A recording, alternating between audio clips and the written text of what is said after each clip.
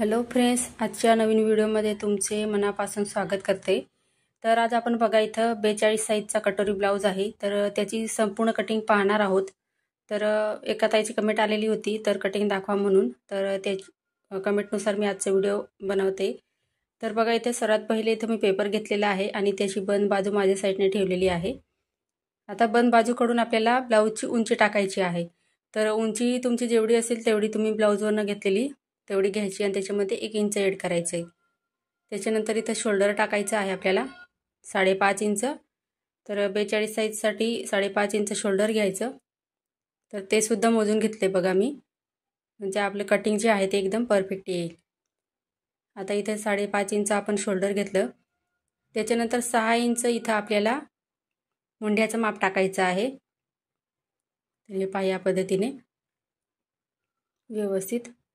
तर सर्व साईजसाठी मुंडा आणि शोल्डर गळारुंदी किती घ्यायची त्याचे व्हिडिओ जो आहे तो मी चॅनलवर अपलोड केलेला आहे। तर त्याची लिंक आहे मी डिस्क्रिप्शनमध्ये देऊन देईल, तर तुम्ही तो व्हिडिओ सुद्धा नक्की बघायचा आहे। आता इथं बघा आपल्याला छातीचा चौथा भाग टाकायचा आहे। तर 42 साईजचा इथं 10.5 इंच छातीचा चौथा भाग आणि पुढे मी 1.5 इंच मार्जिन घेते। तर तुम्ही इथं 2 इंच सुद्धा मार्जिन घेऊ शकता। तर मी इथं 1.5 इंच मार्जिन घेतलेलं आहे आणि या पद्धतीने दोघं पॉईंट जोडून घेतले। आता बघा छातीचा चौथा भाग आणि 1.5 इंच इथे 12 इंच आपलं इथे छातीची घडी झालेली आहे। तर खालच्या साईडला सुद्धा तेवढंच मी 12 इंच घेतलेलं आहे। आता आपण दोघं पॉईंट आहे ते जोडून घेऊया।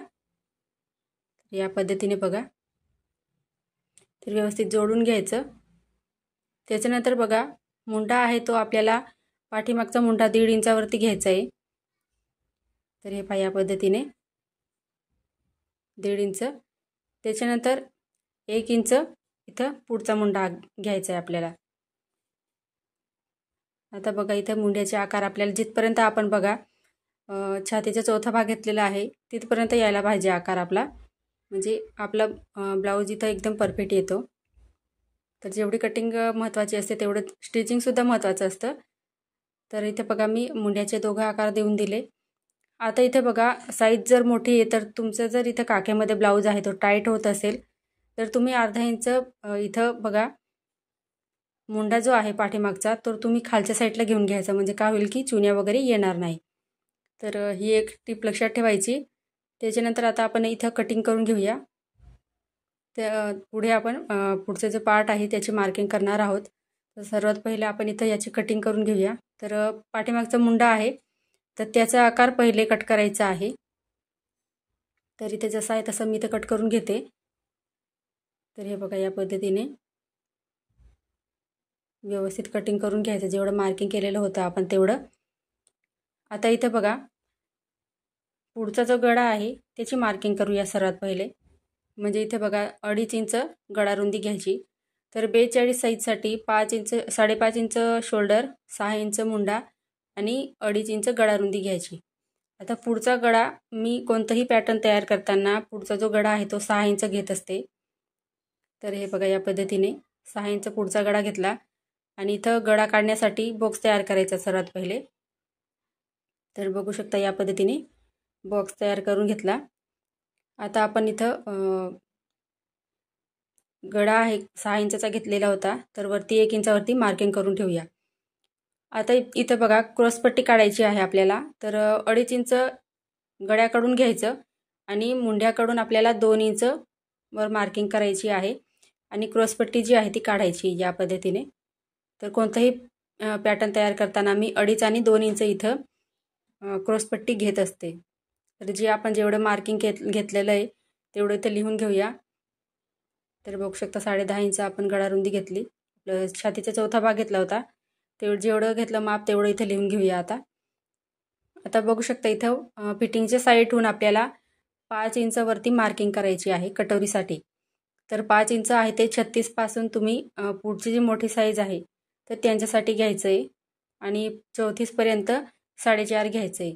आता बघा एक सरळ लाईन आखून घेतली आणि गळ्याच्या साईडने आपण 1 इंचावरती मार्किंग केलेलं होतं तिथून तिरकस अशी लाईन आखून घ्यायची, म्हणजे काय होईल कटोरी काढायला एकदम सोपं जाईल। तर पहा इथं कटोरीसुद्धा आकार एकदम व्यवस्थित आलेला आहे। तर ही झाली आपली 42 साईजची कटोरी इथं। तर बघू शकता एकदम परफेक्ट असं पॅटर्न आहे आपलं। आणि ब्लाऊज शिवून झाल्यावर घातल्यावरती एकदम परफेक्ट येतो. आता इथं दोघं पार्ट आपण सोबत कट केले होते, त्यासाठी पाठीमागचा पार्ट आहे तो सेपरेट करून घेऊया. तर हा झाला आपला पाठीमागचा पार्ट. आता पुढच्या पार्टची कटिंग करून घेऊया. तर सर्वात पहिले बघा, जो पुढचा जो मुंड्याचा आपण आकार दिलेला आहे तो सर्वात पहिले कट करायचा. तर पाहू शकता इथं मी या पद्धतीने कटिंग करून घेतलं. आता इथं बघा गळ्याचा आकार बाकी होता आपला, तर पुढचा जो गळा आहे त्याचा आकार देऊन द्यायचा. तर पहा या पद्धतीने व्यवस्थित आकार देऊन दिला. त्याच्यानंतर कटिंग करून घेऊया आपण. तर जशी मार्किंग केलेली आहे सेम त्याच पद्धतीने कटिंग करायची आहे आपल्याला. तर पहा इथं व्यवस्थित असं मार्किंग केलेली तसंच इथं कट करून घेऊया. कटोरीसुद्धा त्याच पद्धतीने गोलाकार शेपमध्ये जशी आहे तशी कट करायची आहे. आपल्याला वाढीव कटोरीसुद्धा इथं काढायची आहे त्यासाठी. तर पहा इथं कटिंग झालेली आहे आपली. आता कटोरी कशी वाढवायची ते पाहूया आपण. तर पहा इथं तुम्हाला एक नवीन पद्धत दाखवते मी कटोरी कशी वाढवायची ते. आपण जेवढी गळारुंदी जी घेतली होती 2.5 इंच ती इथं आखायची आहे. म्हणजे 2.5 इंच इथं गळारुंदी टाकायची आहे आणि तिथून त्या कोपऱ्यामधून खाली 1.5 इंचावरती मार्किंग करायची आहे. तर 1.5 इंच हे सर्व साईजसाठी आहे. तर पहा इथं 1.5 इंच. आता जिथं आपण 1.5 इंचाची मार्किंग केलेली आहे तिथून खाली 5 इंचावरती मार्किंग करायची आहे. तर पहा इथं या पद्धतीने. आता 5 इंच मार्किंग केलं, तिथून आडवं माप आपल्याला 8.5 इंच घ्यायचं आहे. कारण छाती इथं मोठी आहे, म्हणजे मोठी साईज आहे 42, त्यासाठी 8.5 इंच आहे त्याचं इथं मध्य काढायचं आहे आपल्याला. तर पहा इथं या पद्धतीने 8.5 घेतलं.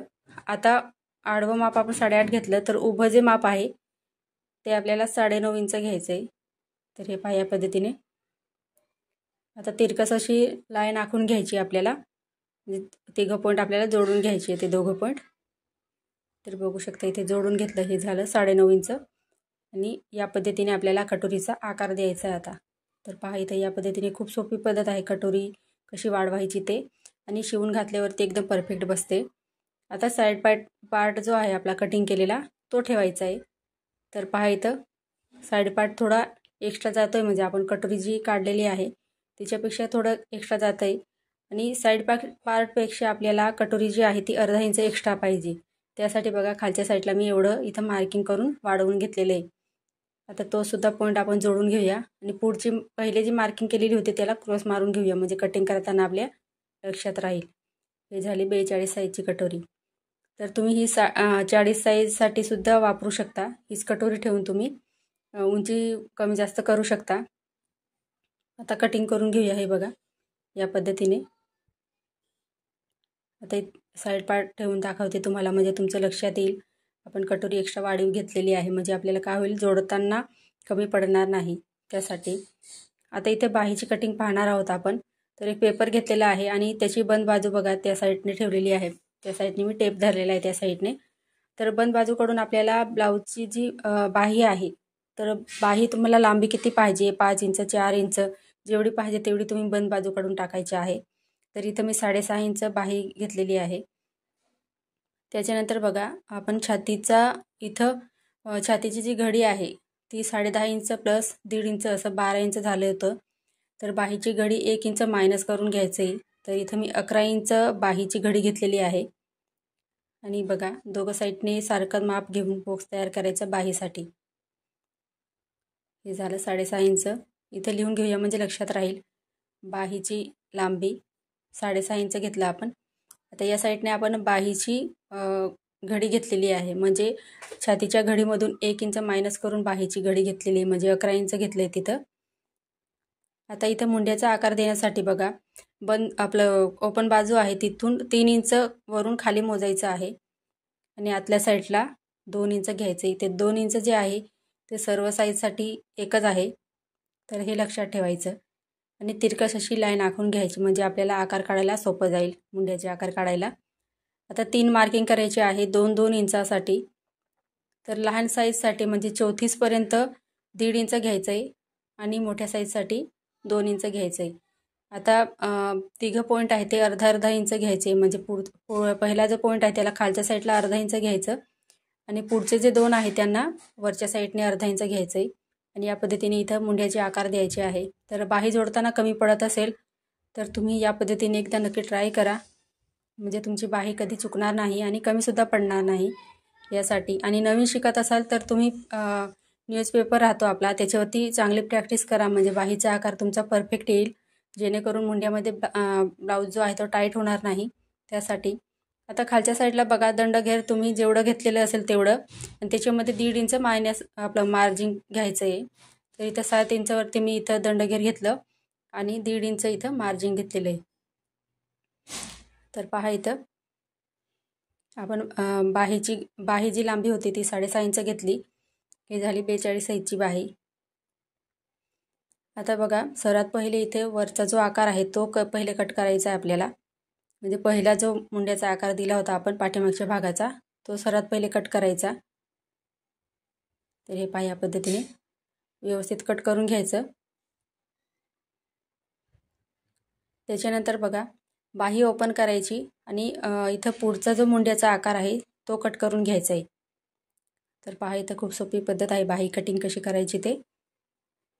तर हे पहा, या पद्धतीने आता तो सुद्धा आकार व्यवस्थित करतो, म्हणजे तुमचं लक्षात येईल बाही कशी कटिंग केली आपण ते. तर पहा, इथं परफेक्ट अशी बाही कटिंग झाली. आता क्रॉसपट्टी वाढवून घेऊया आपण. पॅटर्न तयार करताना 2.5 आणि 2ची घेतली होती. तर बघा, आपल्याला वाढीव जी क्रॉसपट्टी आहे तर ती 3.5 आणि 3ची घ्यायची आहे. कोणतीही साईजची तुम्ही क्रॉसपट्टी याच पद्धतीने काढायची आहे.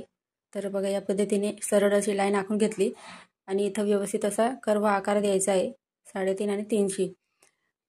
तर एक्स्ट्राची इथं तुम्ही आपण छातीची घडी घेतलेली होती त्याच्यात 1/2 इंच किंवा 1 इंच इथं एक्स्ट्रा ॲड करायचं, त्याच्यानंतर क्रॉसपट्टी कट करायची आहे.